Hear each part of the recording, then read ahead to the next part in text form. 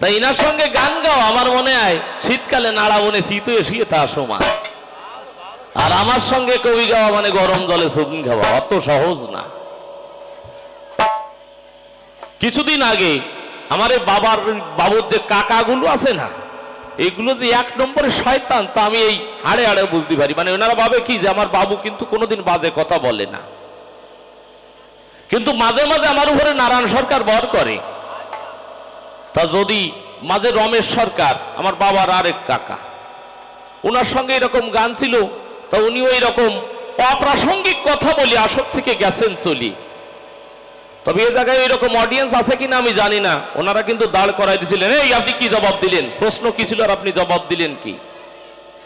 তো এই জায়গায় মনে হয় আপনারা খুব ভালো মানুষ, এ জায়গার অডিয়েন্স খুব ভালো, তাহলে এত সময় বকবকানি কিভাবে সহ্য করলো। অন্য জায়গায় হলে আমাকে ওই সাতক্ষীরা কিংবা খুলনার দিকে হলে জামার কলার ধরে ধুতি খুলে নামাই দিত। আমি যশোরে বলি অত সহজ ভাবলি হবে না, কয় যশোরে কই আমরাও খাইনি আমা। তো এইটি হচ্ছে আপনাকে ওই যে কি কয় লেটা মাছ, তাই না, গোপালগঞ্জের লেটা আছে, গোপালগঞ্জের লেটা মাছ। আমি আছে যশোরে কই আমা, যখন কই মাছ রান্না করেন দেখবেন ওটা সালিয়ে সুলিয়ে গরম তেলের কড়াইতে দেবেন, তাও দুই দাঁত দিয়ে তারপরে কিন্তু পারে। আমি যশোরে কই অত সহজ না, তোমার মতো ওরম খেলোটা কি না, ওরম ফাঁকি দিয়ে গান গেয়ে বেড়াই না। আমার প্রশ্ন ছিল কি আর আমার বুদ্ধিটা কি, সেজন কয় কি আমি আর দাদু নাতির সম্পর্ক রাখবো না, বাবা নারদ আহারে এনাকে একটা মুখস্থ গোয়া হয়ে গেছে। সেই মুখস্থ গোয়াতে যদি সেই প্রশ্ন হয় তা সেইটারে নিয়ে ইনিয়ে বিনিয়ে দরিয়ে দরিয়ে খায়, তা আমার গাওয়ার ওনার যে গাওয়ার চোটে আমার মনে হয় সবাই গেছে বকবাগানিতে উঠে, এইটাই প্রমাণ দিয়ে গেছে। এই জন্য অডিয়েন্স যারা উঠে গেছেন তাদেরও প্রণতি জানাই, তবে আছেন যারা দূরে দূরে আমি ডাকি তাদের সুরে আপনারা আমার কথা নেবেন। যদি আমি দূরের ছেলে না ভাবেন, যদি আপনাদের ছেলে কিংবা ভাই ভাবেন আপনারা কথা নেবেন। যারা এখনো আছেন দূরে আমি ডাকি আপনাদের সুরে সুরে আপনাদের সন্তান মনে করে একবার আসর খানারে পূর্ণ করে দেবেন। আমা আপনারা একটু আসেন।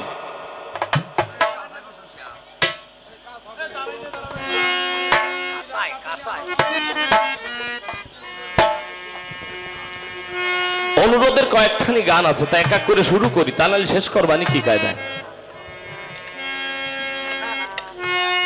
এই গানগুলো এই আসরে এই ভূমিকায় গাওয়া যায় না, কিন্তু উনি যখন গেয়ে ভদ দেখাই দিয়ে গেছে দাদু, তা আজকে সাধু ছাড়া ছাড়ি নাই। আমা আপনারা কি থাকবেন তো আজকে সারা রাত্রি ধরে? যদি থাকেন আমার অন্তরে আছে বাবু আজকে ওনারে গান। আজকে উনি ভাবছেন যে সঞ্জয় বাবু ছাত্র, সঞ্জয় বাবু যেরকম সবাইরই ছাড় দিয়ে চলে যায়, তা আমি ছাড় দিয়া চলিয়ে না। ওই যে আমার দাদুর সঙ্গে কিছুদিন আমার একটু মাথায় ঢুকই দিয়ে গেছে না, নারায়ণ সরকারের কিছু আছে, আজকে দিয়ে যাবানি।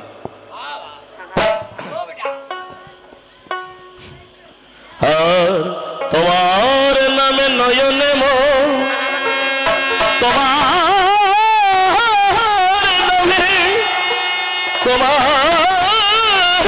নামে নয়নে মন অশ্রু ঝরে যে তুমি আসো দয়াল আমার বড় প্রমাণ সে।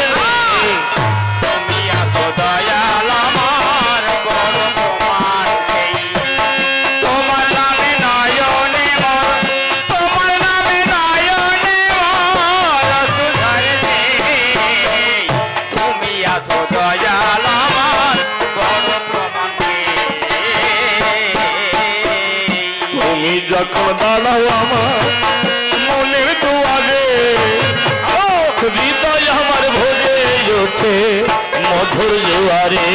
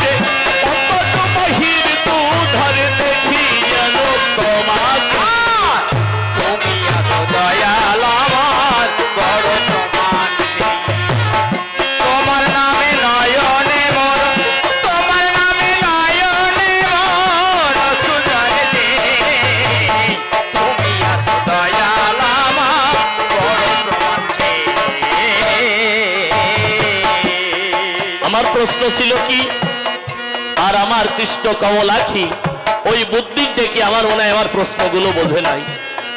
কেননা এটা তো অরিজিনাল কৃষ্ণ না। যদি অরিজিনাল কৃষ্ণ হতো, কথা নয় অসঙ্গত, এইরকম গল্পের পর গল্প কি দিত? আমি প্রশ্ন করতাম, আমি প্রশ্ন করার ক্ষেত্রে গল্প দিতে পারি। বলি কিসের ভগবান? ওই রকম যদি ভগবান হইয়ে ওই রকম কি কয় সারা জীবন গড় করিয়ে বিসি চিনলাম না নাকি বাজে গল্প দিয়ে যায়, উনি ভগবান মনে হয় না। জবাবের সরকার এরকম গল্প যে আমি এটা কোনোদিন জীবনে দেখি নাই। আমার পরমারাধ্য গুরুদেব যেজনা জীবনে ওনার মুখ থেকে আমি এরকম জবাবের আসরে দাঁড়াই এরকম বাজে গল্প কোনোদিন শুনি নাই। তা উনি তো না শিষ্যকে নিয়ে গায়, তাই তুই ভাবেছে যে হে যেভাবে গাই সেইভাবে গাবো। আমার তো কেউ ধরে না, আজকে ধরা লোক এসে গেছে।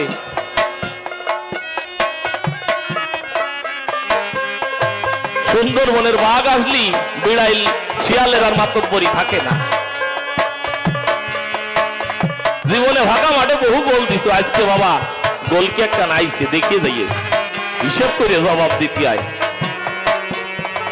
কবিগান শুধুমাত্র অপ্রাসঙ্গিক কিছু ভাবের কথা বললে সেটা কবিগান হয় না। এখানে হবে যুক্তি তর্কে কাটাকাটি, হবে না লাঠালাঠি মাথা ফাটাফাটি। আমার প্রশ্ন ছিল কি, হে কৃষ্ণ কমলাক্ষী, যিনি ঈশ্বর হবেন, যিনি ভগবান হবেন, তিনি তো জন্মে মরেন না। আল্লাহ কখনো জন্মে না, তিনি মরেন না। তাহলে তুমি কি সেই কৃষ্ণ না? তুমি কেমন ভগবান না যে তুমি জন্মে মরে গেলে কেন? উনি কয় আমি মাঝে মাঝে অবতীর্ণ হই। ভালো কথা, অবতীর্ণ হও, আমার কথা নাও, অবতীর্ণ হও ভালো। তুমি জগতের অধার্মিকের নাশ করতে, ধার্মিককে পরিত্রাণ করতে যুগে যুগে আসো, এই জীবকে ভালোবাসো। আমার কথায় যদি তুমি জন্মগ্রহণ করলে পিতামাতার বসুদেব কিংবা দেবকীর বীর্যে কিংবা রজে নয়, বায়ুগর্ভে জন্ম হয়েছিল, তাই তো? বায়ুগর্ভে জন্ম হয়েছিল। তাদের বায়ুগর্ভে জন্ম হয়, তার জরাবাদের সরাঘাতে মরণ হবে কেন? বায়ুগর্ভে যিনি জন্মগ্রহণ করবেন তিনি তো অনিন্দ সুন্দরতা নাই, তার তো আমি জানি। যিনি বায়ুগর্ভে জন্মগ্রহণ তার তো মরণ নাই। কিন্তু আমার প্রশ্ন এই জায়গায় ছিল, যদি তুমি হে কৃষ্ণ নীলদল, যদি তুমি ভগবান হবে, বায়ুগর্ভে যদি জন্ম নিয়ে থাকো, আমার কথা রাখো, তাহলে তুমি ওই জরাবেদের সরাঘাতে বললে কেন? এমনি তো ওটা হয়ে যেতে ভাবতে যে আমার কাজ হয়ে গেছে, আমি চলে গেলাম। তার জন্য জরাবেদের সরাঘাতে মারার দরকার কি ছিল? কি বাবু ঠিক আছে তো কথা, জরাবেদের সরাঘাতে মরবে কেন? এত জায়গা থাকতি। তুমি কোন কৃষ্ণ? আমার মনে হয় অরিজিনাল না। যদি অরিজিনাল হতে তাহলে জরাবেদের সরাঘাতে মরবে কেন? তুমি অনিন্দ সুন্দরতা নাই, তোমার অনন্ত অসীম প্রেমময়, তুমি বিচার দিনের স্বামী, তোমাকে নিধন করতে পারে এমন শক্তি জগতে কারো নাই। কিন্তু ওই জরাবেদের কি শক্তি ছিল যে তাই তার এক সামান্য সারের আঘাত তুমি সহ্য করতে পারো নাই? হে কৃষ্ণ কমলাক্ষী, আমি তোমার কাছে জানিবারে চাই, কেন তুমি জরাবেদের সরাঘাতে মারা গেলে? আমি তোমার কাছে স্পষ্ট জবাব চাই। খালি কয় তাই কয়, তা ঠিক পায় না কোন জায়গায় দিয়ে কয়। ভক্ত, ভালো কথা, ভক্ত, আমি ভক্ত, আমি তোমায় ভালোবাসি। তোমার নামে নয়নে মরশ্রু ঝরে, যেই তুমি আসো দয়াল আমার বড় প্রমাণ। তুমি দাও না ধরা, যাও না দূরে, আমাকে রেখে লুকিয়ে লুকিয়ে হাসো আড়ালে থেকে, ও আড়ালে থেকে। তুমি দাও না ধরা, যাও না দূরে, আমাকে রেখে লুকিয়ে লুকিয়ে হাসো আড়ালে থেকে, আড়ালে থেকে। আমি তোমার লীলা খেলা দেখে, তোমার লীলা খেলা দেখে, তোমার লীলা খেলা দেখে, তোমার লীলা খেলা দেখে মনে প্রাণে স্বাদ মিটে। তুমি আসো দয়াল আমার বড় তোমার, তোমার নামে নয়নে মোর, তোমার নামে নয়নে মোর রসু ঝরে দে। তুমি আসো দয়াল আমার বড় তোমাকে।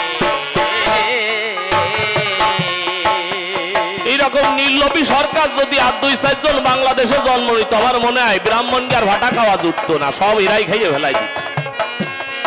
ও রে আমার নির্লোভী রে, কয় আমার পাশের বাড়ির কাকিমা ভিটে বানাচ্ছে, তা 3 বার গেছি, তা দিইনি, আর 2-1 বার যাবানি দেবেন না দেবেন। কয় আমারে আপনারা মায়েরা যারা কথা নেবেন, যাদের বাড়ি এই মায়ের প্রসাদ রান্না হয়েছে 1-1 বাটি করে দেবেন। তাই এইরকম কিছু ব্রাহ্মণের তো নিন্দা ভালো কাজটা করে গেল, ভালো কথা, ব্রাহ্মণদের হুজো করবেন না, হ্যাঁ যার লোক আছে তার দিয়ে পূজা করবেন না, ভালো কথা। তাই এইরকম সরকার দিওয়ার গান দেবেন, আমার দিয়ে না দেন যাকে ভাটা খাওয়ার লোক এরাও বেশি ভালো না। ও লোক তো বাড়ি নিয়ে রান্না করিয়ে খাবেন, কষ্ট করিয়ে তার গিন্নি রান্না করে দেবেন, আর আপনাকে দিয়ে রান্না করাইয়ে দেবেন, ওনারে বাটি বরিয়ে 10 বাটি দেবেন, আর উনি জম্মের গিলা গেলেন, আমার দিয়ে গান দেওয়া লাগবে না। তাই এইরকম ওই সরকার দেওয়ার গান দিয়ে না।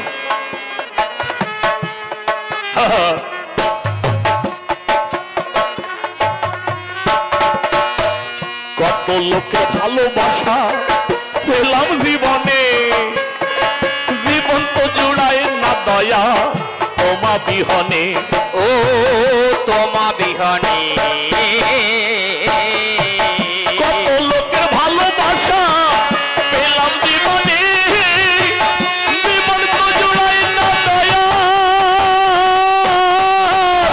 তোমা বিহনে, ও তোমা বিহনে।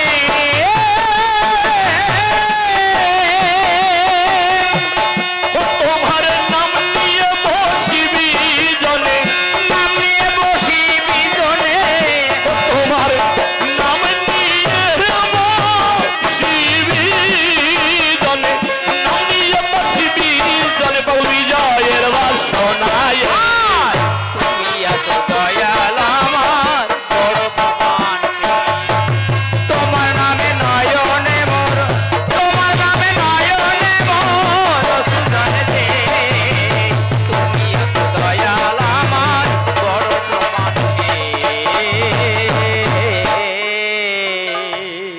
আজকে একদম খাঁটি অরিজিনাল জবাব পাইছেন না বাবু? জবাব আজকে অরিজিনাল টিয়ে ভাকি দেখাই দিয়ে গেছে, জবাব যা দেশে অরিজিনাল একদম টিয়ে ভাকি দেখাই দিয়ে গেছে। গল্পটা মনে পড়িছে, বলবো মা? যে কয়জন আছেন যদি থাকেন ধৈর্য ধরে অন্তরে আছে বাবু, গল্প দেবো, নালি দেবো না। তা নালি আপনারা ভাববেন যে আমাকে গোপালগঞ্জের সরকার কত তার রস, ওরে বাবারে ভরপুর, আর ওই যশোর থেকে ইয়াং ছেলে আসলো তার একটু রস নাই। তা আমি নারায়ণ সরকারের নাতি ছেলে, উনি যে রস দিয়ে গেছে, আমি যদি ইচ্ছে করি ওইরাম রস দিয়ে ওনার মতো ওরাম শোভন সরকার 5টা জম্মাই দিয়ে যাবো আজকে।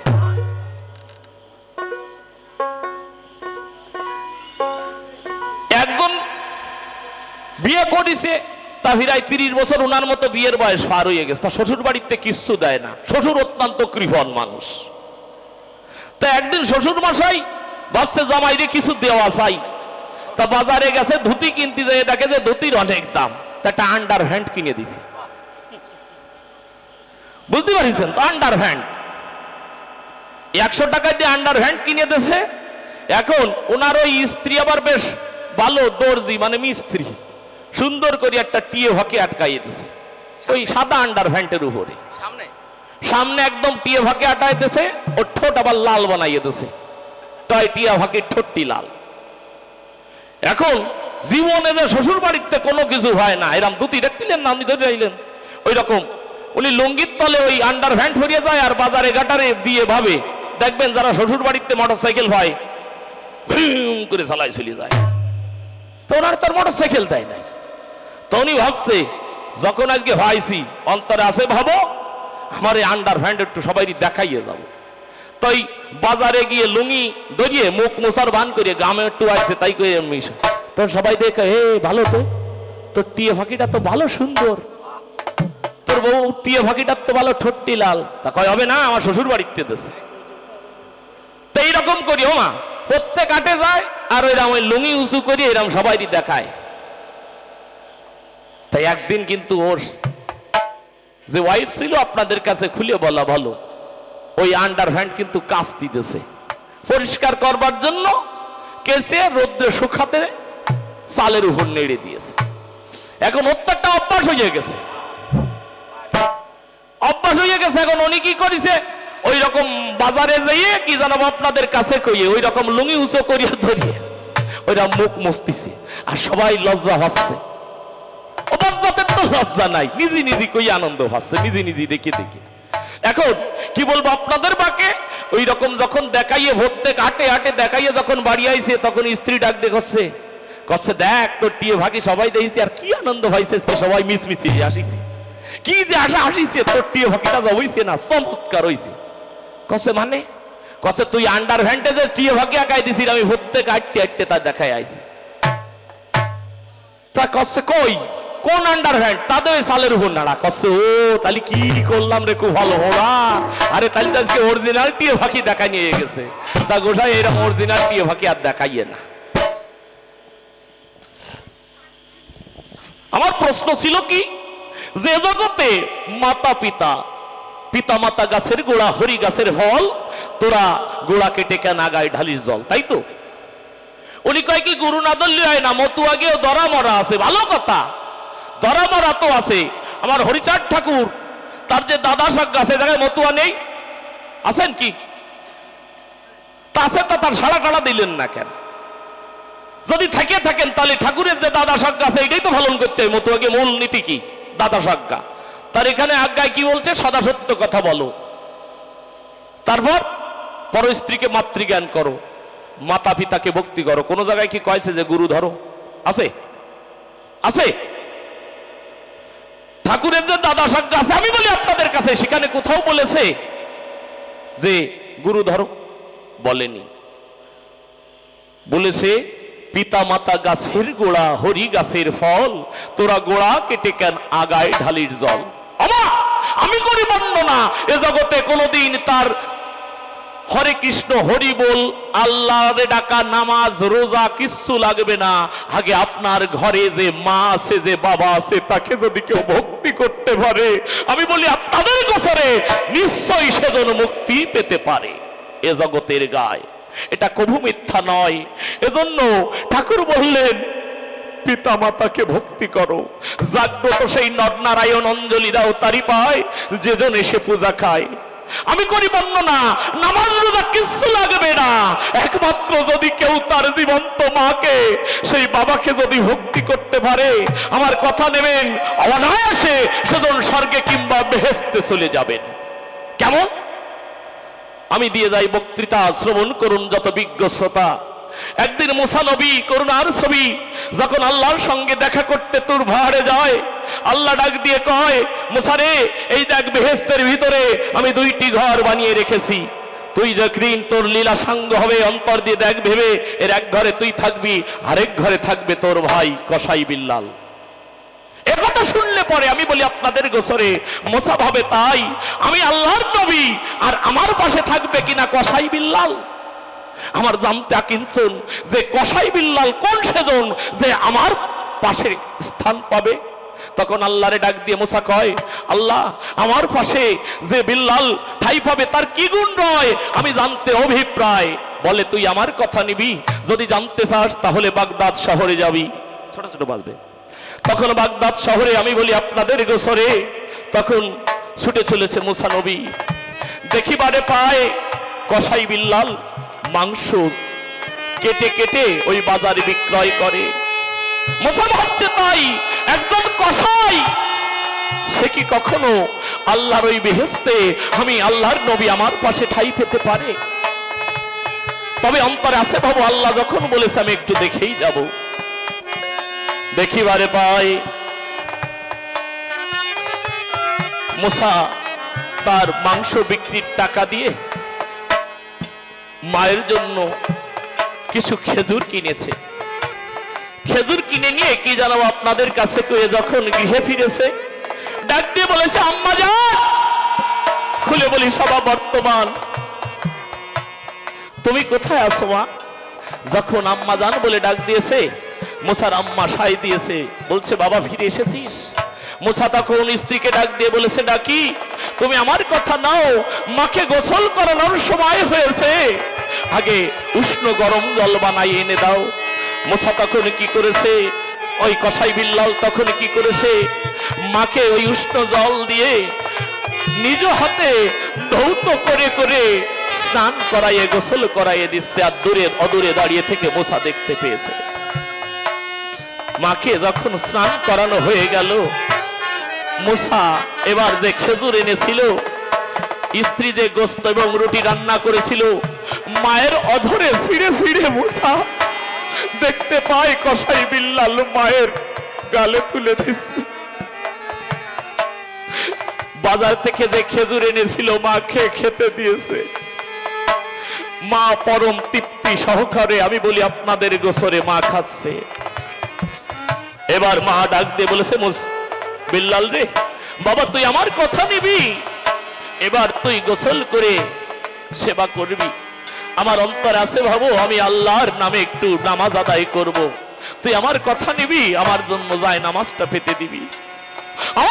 আমি করি বর্ণনা, যখন বিল্লাল মায়ের জন্য যায় নামাজ পেতে দিল, শোনেন যত আল্লাহর আশিকান, তখন মসজিদ হইতে যখন শুনতে পেয়েছে মাতা আজান, এবার ওই যায় নামাজের পরে বসে আমি বলি আপনাদের পাশে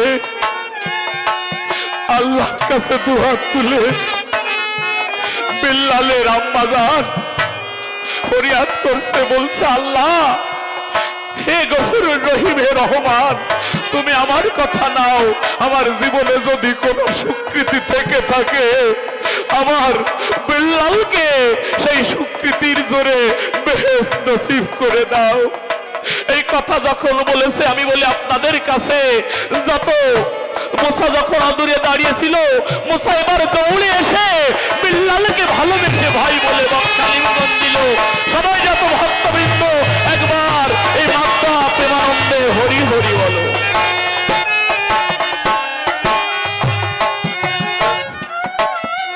কোন পীরের কাছে মরি দেওয়া লাগবে না, কোন গুরু ধরা লাগবে না। আমি করি বর্ণনা, যদি মা বাবাকে ভক্তি করা হয়। আমার প্রশ্ন ছিল, এ জগতে গোসাই নাকি কসাই শ্রেষ্ঠ? কি বাবা, যুক্তি তর্কের গান সবাতে খুলে বলি, বর্তমান কসাই শ্রেষ্ঠ হলো নাকি গোসাই শ্রেষ্ঠ হলো? জুল ঠিক রাখবেন। আমি করি বর্ণনা, এই গৃহখানাকে যদি মন্দির মনে করা হয়, এই যে আমরা মাটির পূজা করি, তাই না? স্বামী বিবেকানন্দ বললেন, মাটির মূর্তি পূজে না হিন্দু, কাঠ মাটি দিয়ে গড়া, মৃন্ময়ীর মাঝে চিন্ময়ী খুঁজে হয়ে যায় আত্মহারা। এ মাটির পূজা নয়, প্রত্যেক ঘরে যে প্রতিমা, প্রতি ঘরে ঘরে যে মা আছে, এই মাকে আগে পূজা দিতে হয়। মাটি আগে, মাটিকে পূজা দিলে পূজা হয় খাঁটি, নচেতে পূজা কখনো দীনবন্ধু সেই মা কখনো খায় না। আগে যে ঘরে যে মা রয়, আমি দেই সত্য পরিচয়, ওই মা বাবাকে পূজা, ওই মা বাবাকে ভক্তি না করলে আল্লাহ কিংবা হরি কোনোদিন তাকে কৃপা করে না। এজন্য আপনাদের কাছে করি বর্ণনা, ওই গুরুটুরু কিছু লাগবে না। আপনার আমার কথা নেবেন, আপনার ঘরে যে মা বাবা আছে এদেরকে ভক্তি করবেন। তাই আমার গান শুধু একঘেয়ে বললে পরে কিন্তু মানুষের শরীরে বিরক্তি ধরে। আমার প্রশ্ন এখানে, মাকে রেখে কৃষ্ণ ভক্তি করতে তোমায় কে বলেছে?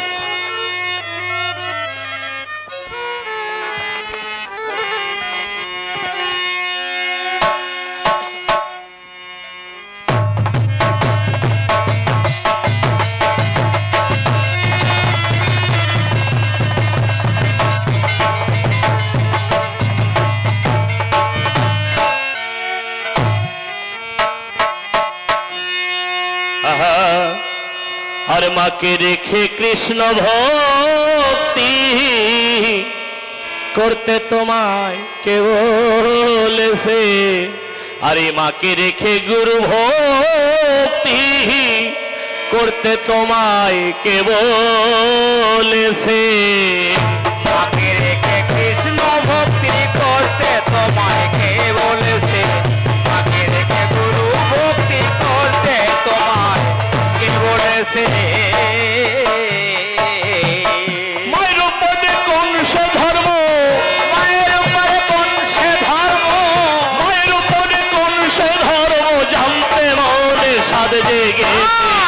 মাকে রেখে কৃষ্ণ ভক্তি করতে তোমায়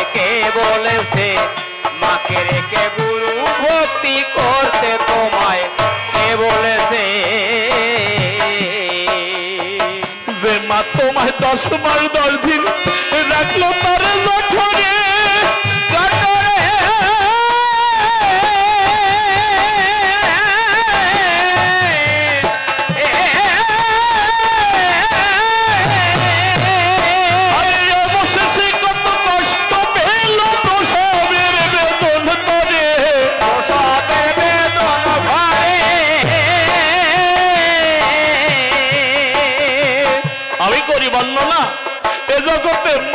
কত কষ্ট করে আমাদের জগতের আলো দেখায়। এ জগতে মায়ের তুলনা কারো সঙ্গে চলে না।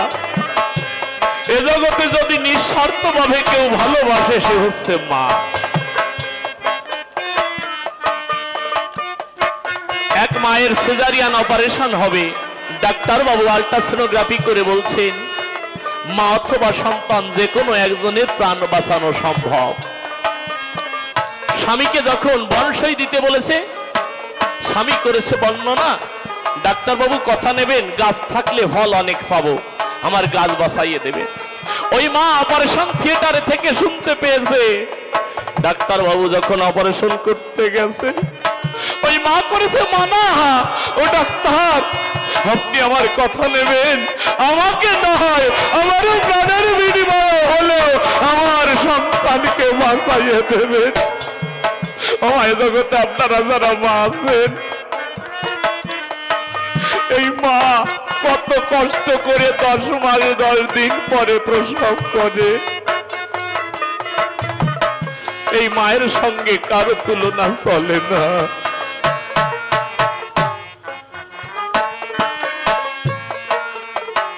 অনেকে ভাবতে পারেন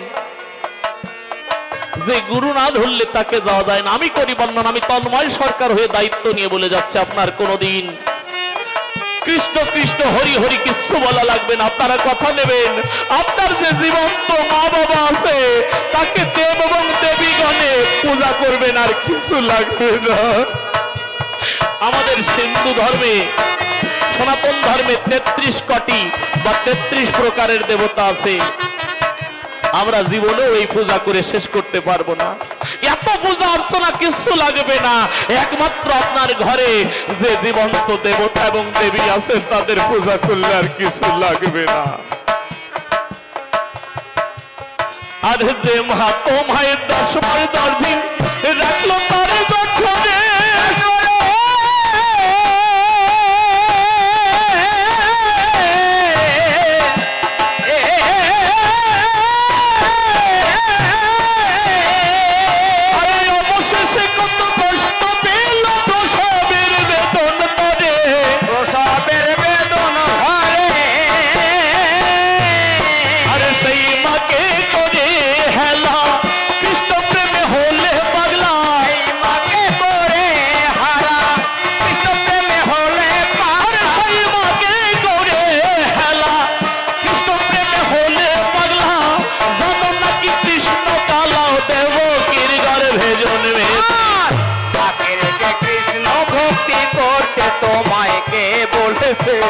মাকে রেখে ভক্তি করতে তোমায় কে বলেছে? বাবা, আমরা যদি প্রত্যেক দিন মায়ের কাছ থেকে 1 লিটার করে দুধ খাই, তাহলে 3 বছর দুধ খাই, 1 বছরে 365 দিন, কত গ্যালন দুধ খাই হিসেব করে দেখেছেন?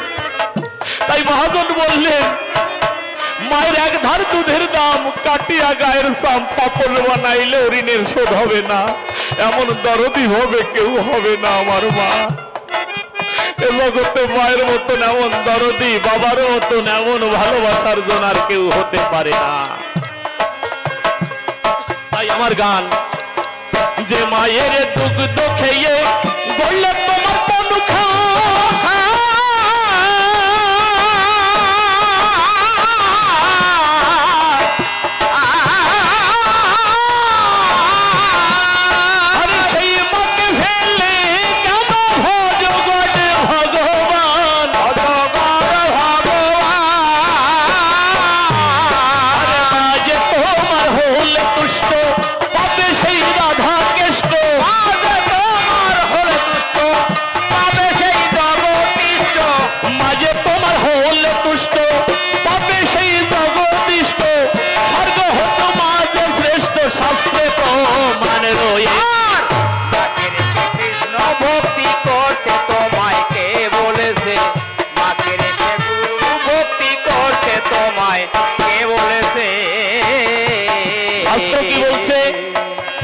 পিতা স্বর্গ পিতা ধর্ম পিতা হি পরমং তপ পিতরি প্রীতিমা পণ্যে প্রিয়ন্তে সর্বদেবতা জননী জন্মভূমিস্থা স্বর্গাদপি গরিয়সী ভূমির গরিয়সী মাতৃদেব্যই নম নম।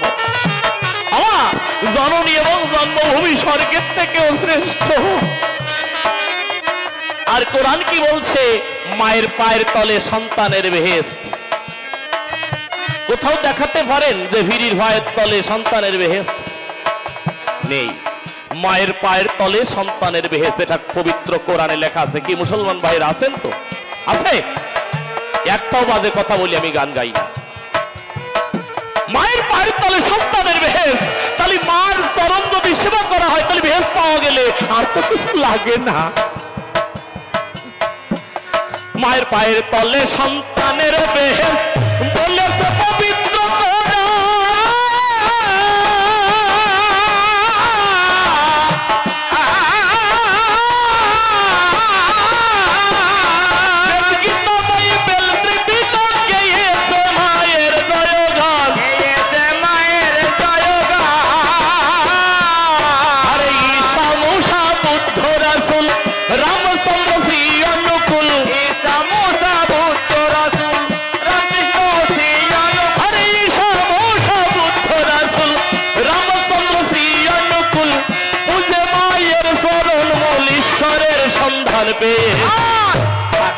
কৃষ্ণ ভক্তি করতে তোমায় কে বলেছে?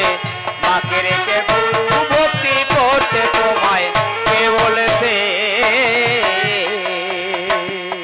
আজকে আমি তন্ময় সরকার হয়ে বলে যাই, এই যে আমি কবি গান গাই, আমা এই কবি গান গুরু ধরে শিখেছি, সত্য ঠিক আছে, কিন্তু যার শক্তিতে আমি গাই সে আমার মা। আমি যখন গান গাই, জীবনে তো স্বপন সরকারের বিরুদ্ধে কখনো গান গাই নাই। আমি যখন মাকে গতদিন প্রণাম করে আসছিলাম, জমা আমি তো কোনোদিন অত বড় সরকারের সঙ্গে গান গাই নাই। আর উনি শুনেছি আসরে দাঁড়াইয়ে, আপনাদের পাশের আসরে উনি গান করতে এসে বলেছিলেন যে আমি যশোর থেকে তন্ময় সরকার আসবে, তার সঙ্গে গান করব, আপনারা আসবেন। আমি তো মা ওনার সঙ্গে পারবো না। আমার মা করেছিল বর্ণনা, বাবারে তুই তো গান গাস না, তুই গান গাবি, আমার শক্তি তোর কোথায় আসবে বাবারে? আমি যদি জীবনে কোনো স্বীকৃতি অর্জন করি আমি জেগে বসে থাকবো, তোর হয়ে না স্বয়ং তোর গান গেয়ে দেবে।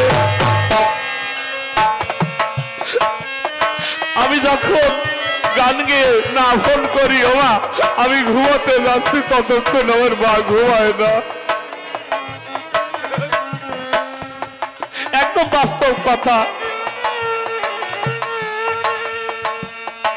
যখন আমাদের এলাকায় যখন গান হয়, যশোর কিংবা খুলনায়, গান শেষ করে যখন রাত্রি তৃতীয় প্রহরে বাড়ি ফিরে যাই, দেখি সব ঘরের আলোগুলো নিভে গেছে। দাদার ঘরের আলো নাই, ভাইপোদের ঘরের আলো, আমার ঘরে যে গৃহিণী আছে তার ঘরের আলো সব নিভে যায়। একমাত্র একটা ঘরের কোনায় একটা আলো মিটমিট করে জ্বলে। আমি যখন উঠানে যাই বলে, বাবারে ফিরে এসেছি।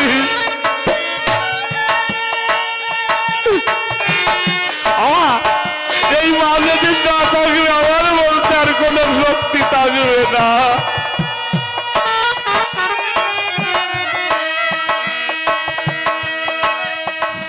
একদিন আমাদের পাশের গ্রামে গান হচ্ছে, সেদিন মা আমার সঙ্গে গান শুনতে গিয়েছিল। যখন রাত্রি দ্বীপ্রহরে আমরা ফিরে এলাম, সবাই ঘুমিয়ে গেছে, কত ডাকাডাকি করলাম কিন্তু আর কেউ দ্বার খুলে দিল না। অবশেষে ফোন করিয়ে তাই আমার ওনারে জাগাতে হলো। ও আমি করি বর্ণনা, জগতে মায়ের মতো কোন গুরু এইরকম জেগে থেকে কোনদিন আমার জন্য পাহারা দেবে না। আপনারা আমায় আশীর্বাদ করবেন না, আমার জ্ঞান তো অজ্ঞান তো যেন আমার মাকে আমি কোনদিন না করি অসম্মান।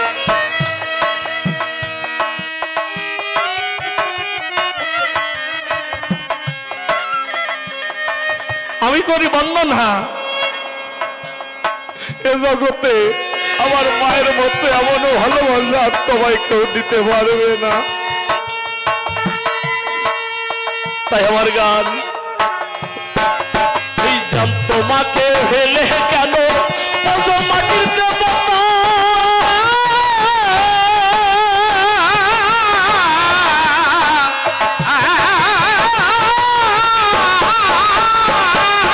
মাতৃভক্তি অটুট করো ছেড়ে স্বভাবিলতা, ছেড়ে স্বভাবিলতা।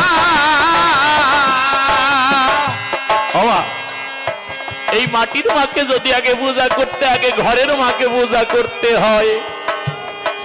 ওই মা, যে মা জাগ্রত দেবী, করুণার ছবি, একমাত্র সন্তান যদি মায়ের জন্য কিছু চায়, একমাত্র দীনবন্ধু সেই কামনা পূরণ করে দেয়। আর মা যদি সন্তানের জন্য কিছু চায়, একমাত্র দীনবন্ধু তাই পূরণ করে। অন্য কেউ কোনোদিন তার সন্তানকে মুক্তি দিতে পারে না। আপনাদের কাছে করি বর্ণনা, যেদিন হুমায়ুন লোক শয্যায় পড়েছিল, বাবর তার জীবনের বিনিময়ে হুমায়ুনের প্রাণ দান করেছিল। জীবন বিনিময় কবিতায়, আমাদের জাতীয় কবিতায় লিখে গেছেন। তাই আমার কথা, এই মাটির মাকে, এই আরে জান তোমাকে ফেলে কেন মাটির দেবতা,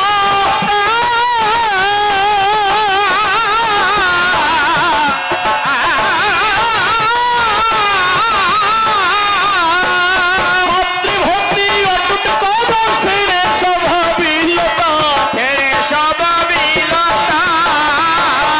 ওই অধম তন্ময়ের নেই প্রেম ভক্তি, ধর্মে করবে নাই রে মতি, তন্ময়ের নাই প্রেম ভক্তি, ধর্মে করবে নাই রে মতি, তন্ময়ের নেই প্রেম ভক্তি, ধর্মে করবে নাই রে মতি, যাই আছে সব মায়া রতির কৃপাতে হয়ে।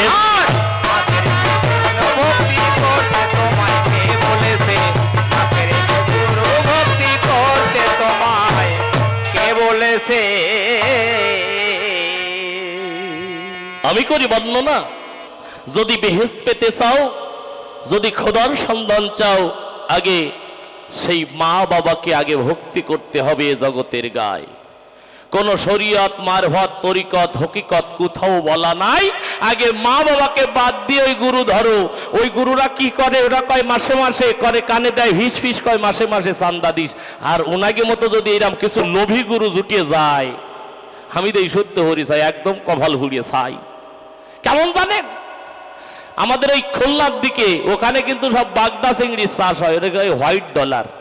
তো এক গুরু ওই রকম যে কথা বলতে হয় করতে হয় শুরু, আমার আজকে যে গুরু জুটে গেছে এটা মনে হয় গুরু না, গয়রসু কি হয় গুরু, ওই গয়রসুটা উঠোই দেন, তাহলে কি থাকে আমার, কি থাকে গরু। তা আমি ওনারে কব কেন উনি গরু, তা আজকে ভালো গরু জুটিছে কপালে আমার। আমি করি বর্ণনা, এ জগতের গায়ে মা বাবাকে ভক্তি করলে আর তার কোনো সাধন ভজন লাগে না, লাগে না, লাগে না। আমার প্রশ্ন ছিল, এ জগতে গোসাই নাকি কসাই শ্রেষ্ঠ হবে? অন্তর দিয়ে দেখুন ভেবে, যারা এ জগৎ সংসারে সংসারী হয়, এ জগৎ সংসারে যারা সংসার করে, এরা সবাই কসাই,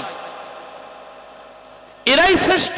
আমি দিয়ে যাই তার সুস্পষ্ট, আপনারা মনে কেউ পাবেন না কষ্ট। এই যে গরু, গুরু কেমন হয়, লোভী গুরুর কামক সেলাই নিয়ে আসছে নরকে মেলা। কেমন এক গুরুদেব ছিল, আপনাদের কাছে খুলে বলা ভালো, গুরুর বেশ ভুড়ি টুড়ি মোটা ছিল।